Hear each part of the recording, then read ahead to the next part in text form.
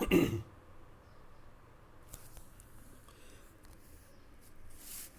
Morning students. कल हमने wave and oscillations में आयनोस्फीयर के बारे में मैंने आपको बताया था और मैंने बताया था कि किस प्रकार पृथ्वी से ऊपर ग्राउंड वेव, ट्रोपोस्फीयर और आयनोस्फीयर है। और आयनोस्फीयर की प्रभावी रूप से जो रेंज है वह रेंज लगभग 90 किलोमीटर से 1000 किलोमीटर के बीच में होती है। इसमें कई कंडक्टिंग लेयर्स होती हैं और उन कंडक्टिंग लेयर्स में मैंने आपको बतलाया था कि किस प्रकार से आयनाइजेशन डेंसिटी चेंज होती रहती है, प्रेशर किस प्रकार से चेंज होता है। और आपको ध्यान होगा हमने ऊंचाई के साथ में इलेक्ट्रॉन डेंसिटी का एक ग्राफ खींचा था और उस ग्राफ में DEF परतों के बारे में जानकारी दी थी। कल हमने बेसिकली इक्वेशन निकाल ली थी और इक्वेशन ड्राइव करके जो सिंपल इक्वेशन है वह लिखी थी। आप देखिएगा हम इस इक्वेशन को सॉल्व कर सकते हैं। हम इस इक्वेशन से वेलोसिटी निकाल सकते हैं और वेलोसिटी निकालने के बाद हम करंट डेंसिटी J = -NEB का समीकरण निकाल सकते हैं। मान लीजिएगा यदि इलेक्ट्रॉन की आयन मंडल में अनुपस्थिति है तो हम इसे फ्री स्पेस मान सकते हैं और फिर उस केस में हम कंडक्शन करंट के साथ साथ जो डिस्प्लेसमेंट करंट है उसको भी निकाल सकते हैं। जब हम डिस्प्लेसमेंट करंट निकालेंगे तो हम टोटल करंट का समीकरण प्राप्त कर सकते हैं। टोटल करंट का जो समीकरण आएगा वह conduction current plus displacement current density के जोड़ से होगा और यह समीकरण मुझे दोनों के जोड़ से समीकरण 2 से मिला है। अब आप समीकरण 1 और समीकरण 2 की तुलना करें और जब आप इन दोनों की तुलना करेंगे तो आपको ध्यान में आएगा कि आयनीकरण के कारण जो गैस की परमिटिविटी है, विद्युतशीलता है, उसका मान आप देखिएगा समीकरण 1 में ε0 से ε0 within bracket 1 -NE² ε0 omega square हो गया है, अर्थात विद्युतशीलता के मान में कमी हो गई है।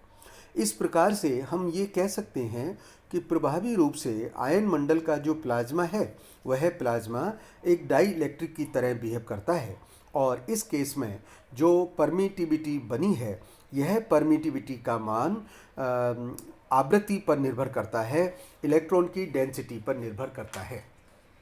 हम इस समीकरण से रिलेटिव परमिटिविटी निकाल सकते हैं, εr निकाल सकते हैं, जैसा कि मैंने यहाँ निकाला है।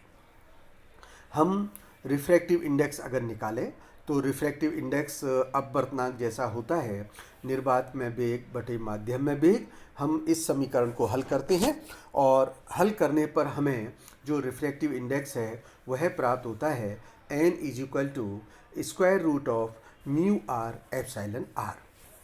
परंतु जो इलेक्ट्रॉन की उपस्थिति में जो इलेक्ट्रॉन मैग्नेटिक परमिएबिलिटी है वह लगभग अप्रभावित होती है। इस कारण से हम म्यू को μ0 अथवा हम μr को 1 ले सकते हैं और इस कारण आयन मंडल का जो अपवर्तनांक मिलेगा वह अपवर्तनांक रिलेटिव परमिटिविटी के वर्गमूल के बराबर होगा, दैट इज n √ε r। और इस मान को मैंने समीकरण 3 के द्वारा दर्शाया है। अब इस समीकरण जो 3 हमें प्राप्त हुई है, यदि हम इस समीकरण 3 में इलेक्ट्रॉन चार्ज का मान रख दें, मास का मान रख दें, ε0 का मान रख दें, तो हमें अपवर्तनांक का जो मान प्राप्त होता है वह अपवर्तनांक का मान √1 - 81n ऑफ f² प्राप्त हुआ है, जिसको कि मैंने समीकरण 4 से दिखाया है। अब ये जो समीकरण 4 है इसको समझने की बहुत ज़रूरत है क्योंकि आयनोस्फीयर का बहुत बड़ा रोल इस समीकरण 4 में है। समीकरण 4 में आप क्या देख रहे हैं कि जो n का मान है यानी अपवर्तनांक है, यह अपवर्तनांक का मान 1 से कम है। इसका अर्थ हुआ कि जो आयनाइज मीडियम है वह फ्री स्पेस के सापेक्ष एक तरीके से रेयर मीडियम की तरह व्यवहार करेगा। और हम जानते हैं कि जब कभी किरण सघन माध्यम से रेयर मीडियम में जाती है तो वह अवलंब से दूर जाएगी, जैसा कि आप इस चित्र में देखिएगा। चित्र में स्पेस, फ्री स्पेस से कोई किरण थीटा आई कोण पर आ रही है और आयनाइज स्पेस में हम दिखा रहे हैं कि वह किरण अवलंब से दूर जा रही है, थीटा आर एंगल पर जा रही है। तो हम क्या कहना चाहते हैं कि आयन मंडल में इलेक्ट्रॉन का जो घनत्व है वह कभी भी समान नहीं रहता, और जैसे जैसे पृथ्वी तल से ऊंचाई बढ़ती है वैसे वैसे इलेक्ट्रॉन डेंसिटी का मान बढ़ने लगता है, और इलेक्ट्रॉन डेंसिटी यानी एन का मान जैसे जैसे बढ़ने लगता है वैसे ही अपवर्तनांक का मान कम होता जाता है। इसका अर्थ हुआ कि जैसे जैसे हम ऊपर जाएंगे वह माध्यम विरल, फिर जो दूसरी परत आएगी उससे ऊपर वो माध्यम और विरल हो जाएगा। इस प्रकार से आयन मंडल में अनेक परतें होती हैं और भूतल से ऊंचाई बढ़ने पर अपवर्तनांक घटते क्रम के माध्यम से होगा, और इस प्रकार से जो माध्यम है वह विरल होता जाएगा। अर्थात इस केस में थीटा आर का मान, अपवर्तन कोण का मान थीटा आई के सापेक्ष बढ़ता जाएगा। परिणाम स्वरूप एक ऐसी स्थिति आएगी जब तरंग पथ मुड़ने लगेगा। हम कह सकते हैं कि थीटा आर बराबर 90 डिग्री हो जाए, ऐसा हो जाएगा। अर्थात इसके आगे अगर थीटा आर बराबर जब 90 डिग्री हो जाए, उसके आगे अगर हम देखें तो किरणें फिर पूर्ण परावर्तित होकर पृथ्वी पर आ जाएंगी। पृथ्वी से ये आने वाली जो किरणें हैं ये पुनः परावर्तित हो सकती हैं, स्पेस में जा सकता है, और इस प्रकार से क्रम ये चलता रहेगा। जब किरण नीचे लौट के आएगी तो वह किरण रिसीवर एंटीना को एक्टिवेट करेगी। आप देखिएगा मैंने इस चित्र में डिफरेंट ऊपर की लेयर्स दिखाई है, और लेयर्स को मैंने दिखाया है, मैंने 3 तरह के अलग अलग कोण लिए हैं, 1 2 3। तो हम देख रहे हैं कि तीनों कोणों में एंगल 1 का मान 2 से कम है, 2 का मान 3 से कम है, अर्थात अपवर्तन कोण का मान बढ़ता जाएगा। ये मैंने इस डायग्राम में बनाया है, और ऊपर की जो लेयर्स हैं वो दिखाया है कि वह माध्यम लगातार विरल होता जा रहा है। स्नेल लॉ के अनुसार हम जानते हैं एन अपवर्तनांक बराबर है sine theta I upon sine theta R. Sine theta R में जब वृद्धि होती जाएगी तो एक स्थिति में थीटा आर बराबर 90 डिग्री हो जाएगा, अर्थात तरंग पथ क्षैतिज हो जाएगा और इससे आगे तरंग नीचे लौट के आ जाएगी। अतः एन बराबर sine theta I upon sine of theta R. N का मान हम जो निकाले हैं समीकरण 3 से 4 से, उस समीकरण के मान को यहाँ रख सकते हैं। मान लीजिएगा कि जो सर्वाधिक ऊंचाई है जिस पर कि इलेक्ट्रॉन डेंसिटी एन डैश है, तो एन डैश का मान हमें समीकरण 5 से प्राप्त हो गया है। ये क्या बतलाता है कि जो आयन मंडल की परत है उसमें अधिकतम इलेक्ट्रॉन डेंसिटी एन मैक्सिमम का मान एन डैश या उससे अधिक है, तो थीटा आई यानी आपतन कोण पर आपतित विद्युत चुंबकीय तरंग उस परत से परावर्तित होकर के पृथ्वी पर लौट आएगी, अर्थात हमें सिग्नल फिर रिसीवर एंटीना को वो एक्टिवेट कर देगी। और यदि एन मैक्स का मान एन डैश से कम है तो इलेक्ट्रोमैग्नेटिक वेव उस परत को पेनिट्रेट कर जाएगी, फिर इस इलेक्ट्रोमैग्नेटिक वेव का किसी और ऊपरी परत के द्वारा जहाँ पर कि आयनन घनत्व अधिक होगा परावर्तन होगा। तो अगर हम कहें थीटा आई यदि 0 है तब एन डैश अधिकतम है, तो उस केस में एन डैश बराबर होगा एफ स्क्वायर बाई 81। स्पष्ट है कि आवश्यक घनत्व एन डैश का मान वेव फ्रीक्वेंसी पर निर्भर करता है।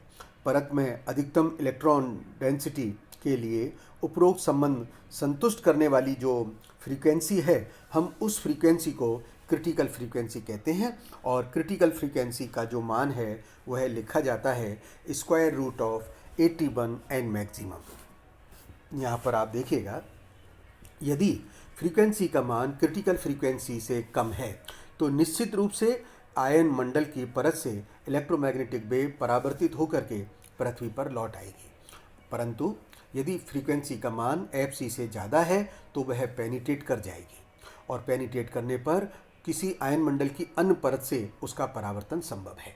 आपतन कोण थीटा आई के लिए अधिकतम जो तरंग आवृत्ति है जिसका परावर्तन संभव है वह होगा F maximum is equals to square root of 81 N maximum और कॉस स्क्वायर थीटा आई। अर्थात F maximum is equals to F C sec square theta I. F maximum जो है वह मैक्सिमम यूजेबल फ्रीक्वेंसी कहलाती है। तो परीक्षा में इस प्रकार के प्रश्न हमें मिले हैं कि क्रिटिकल फ्रीक्वेंसी क्या है, मैक्सिमम यूजेबल फ्रीक्वेंसी क्या होती है। तो मैक्सिमम यूजेबल फ्रीक्वेंसी की जो समीकरण आई है हम इसको सेग स्क्वायर लॉ भी बोलते हैं। आप देखिएगा इस डायग्राम में पृथ्वी की रेडियस का अगर हम ध्यान रखें और मान लीजिए आयनोस्फीयर को हम 2000 किलोमीटर की दूरी पर ले लें, तो जो रेडियो सिग्नल है उसके ट्रांसमिशन के लिए आयन मंडल की परत के अपवर्तन होता है और इसके लिए जो थीटा आई प्राप्त होता है वह 74 प्राप्त होता है। जबकि मैक्सिमम फ्रीक्वेंसी जो हमें मिलती है वह मैक्सिमम फ्रीक्वेंसी 28 मेगाहर्ट्ज़ मिलती है। ये मैंने डायग्राम में दिखाया है। यहाँ पर एक बात और ध्यान रखने की है, टेलीविज़न कम्युनिकेशन के लिए जो कैरियर वेव की फ्रीक्वेंसी हैं वो उनकी फ्रीक्वेंसी बहुत ज़्यादा होती है। अतः टेलीविज़न कम्युनिकेशन में आयन मंडल की कोई बहुत उपयोगिता नहीं होती, क्योंकि ये जो वेव्स हैं ये आयन मंडल को पेनिट्रेट कर जाती हैं। पेनिट्रेट करने के बाद टेलीविज़न प्रसारण के लिए जिसकी हमें मदद ली जाती है, जिसका हमें सहयोग लेते हैं, वह सैटेलाइट होते हैं। सैटेलाइट से पृथ्वी से प्राप्त जो भी सिग्नल आ रहे हैं उनको रिसीव किया जाता है और उनका एम्प्लीफिकेशन करने के पश्चात पुनः हम पृथ्वी की तरफ उनको ट्रांसमिट कर देते हैं।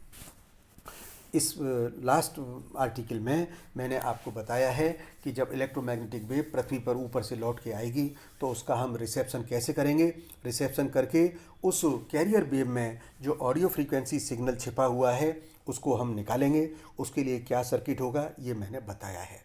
तो ये आर्टिकल जो हमने पढ़ा है आयनोस्फीयर की कम्युनिकेशन में बहुत महत्वपूर्ण भूमिका है।